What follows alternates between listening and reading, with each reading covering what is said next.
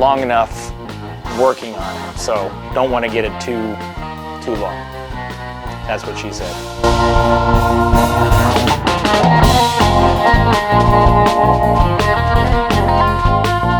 Hey guys, welcome back to the Untrained Unprofessional Garage Workbench, and I'm Nobody, your host.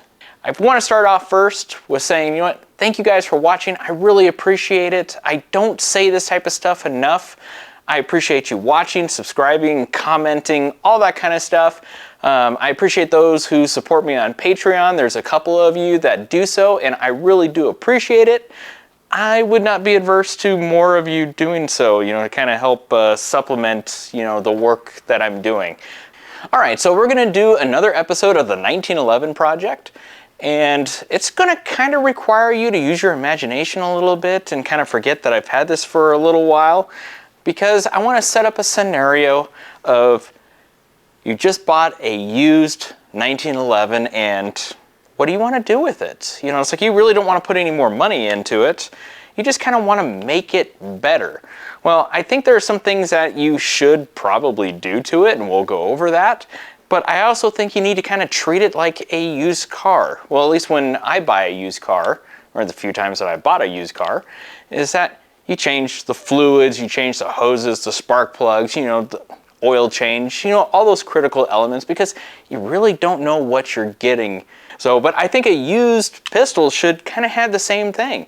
I think you should definitely clean it, you should definitely lube it, but I think there are some mechanical things that you should do to it, like changing out springs, because you don't know, one, how often it's been shot, because sometimes it can be kind of hard to tell.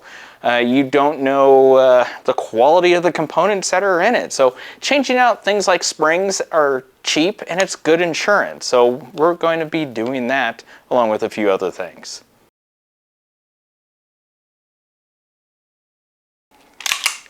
All right, so I'm going to do 5 pulls,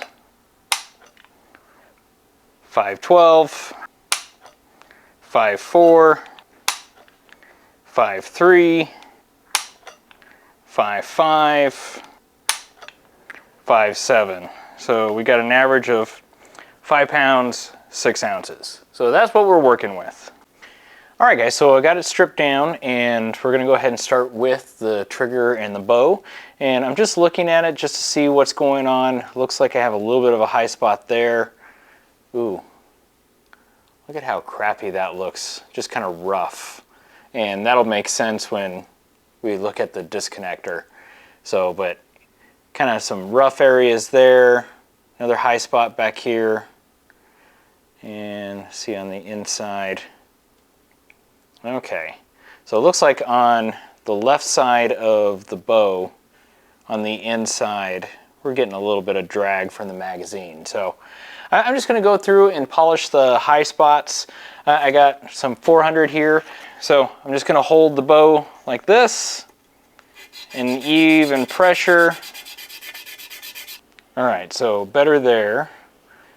And I'm probably going to hit the bottom of the shoe just because I want that to be nice and smooth, because that will affect your trigger pull if you have any rough marks. All right, now the back of the bow. Keep it even. All right. And then I'm going to take it to the edge here. I'm just going to kind of give the bottom a nice little deburring. And you may be thinking, you know, wow, this seems a little excessive. But you got to remember that the 1911 is a sum of its parts. So everything affects everything else. So the better you make each individual part, the better you make the entire system. So it's worth taking a few minutes and just hitting everything. Okay, so I'm just going to knock off these edges a little bit because sharp corners dig in and can cause friction. I'm not an expert at this. This is just something that I have been learning by doing, and I'm just showing you how I do things, or how I'm doing it. And I like to show how I'm doing things because as I'm learning this, I want you guys to understand that it's okay to try things and to learn, to make mistakes. but have fun in the process of learning. Now, we need to address where that trigger bow goes back and forth in the frame.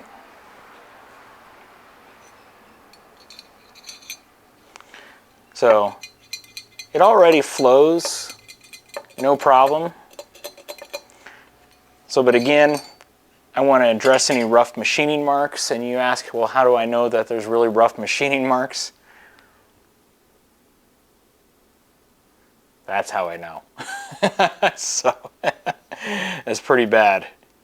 At one point, I did this off camera a while ago, and I was like, I wonder how hard that would be to get rid of those, and I don't want to take off that much material. So I know that there are rough machining marks inside of here, and I'm just going to knock down those high points because I really don't have the right tools for it, as you probably don't. If you do, you're a lucky camper. But there's actually a trigger track stone specifically for this. I could have swore I ordered one, but maybe it was out of stock. I can't remember. So what I'm going to use is a file on my 10/8 performance block. By the way, these are nice to have.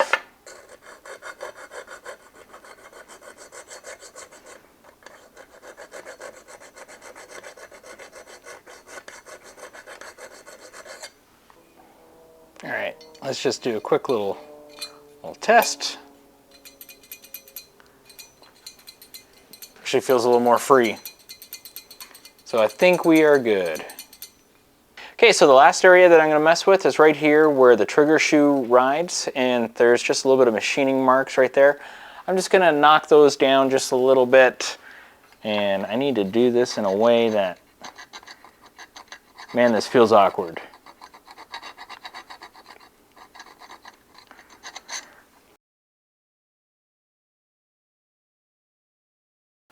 We are going to start working on the mag catch, and that's going to be the first spring that we are going to replace. And that part number is 10671 for a GI mag catch spring. You know, since this is a GI model, we're going to replace it with a GI spring. If you've never taken one of these apart, this is not a screw. This just has a little tab on it, and under pressure you're going to rotate it until it comes out. So, pretty simple.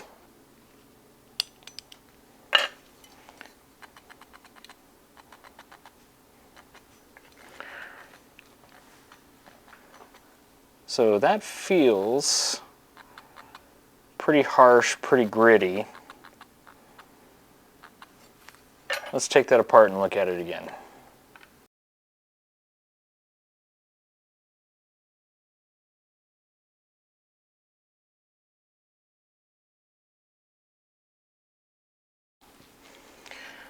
Alright guys, so got it figured out. Everything is buttery smooth. Now, the question is what did I do?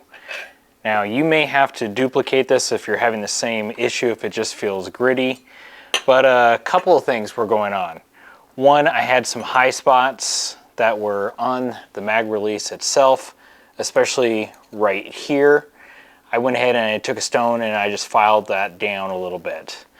The other thing that I did was I was still getting some grittiness, so I took some Wheeler 600 grit and I just kind of slathered it all over and lubed it up very generously. I also put some inside where the spring goes, just in case if there were any rough spots in there. And then I just threw it in the frame and I worked it until my thumb hurt. Matter of fact, I think I still got a nice little indentation there, you know, on my thumb. So I did that quite a bit, and then I cleaned it really good and I threw it back in, and I was still feeling like I was getting something that was catching. Well, I was doing it with the new upgraded spring, which as we know is longer. So I was feeling like I would press in on the mag release and it feels like it would catch and then break loose. Well, I think that little plunger, what was happening was just binding on the inside of this spring as it was compressing, and the coils were kind of collapsing in on themselves or something like that to where it was catching. As soon as I swapped out to the old mag release spring, I got that buttery smoothness. So I'm going to keep the old mag release spring in here, and I'm going to save this for another day. This spring works just fine. It has plenty of tension. I know because when I insert a mag in, sometimes if I don't do it fast enough, it just catches and it bites me. So that was that problem solved.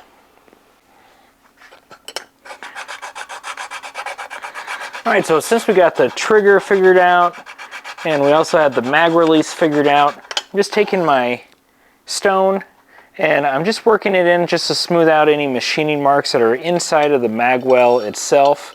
And I'm extending it all the way in just so it stays nice and flat and I don't create any unnecessary angles. So let's just put it that way. So I'm going to do both sides of the mag well. I am going to do the back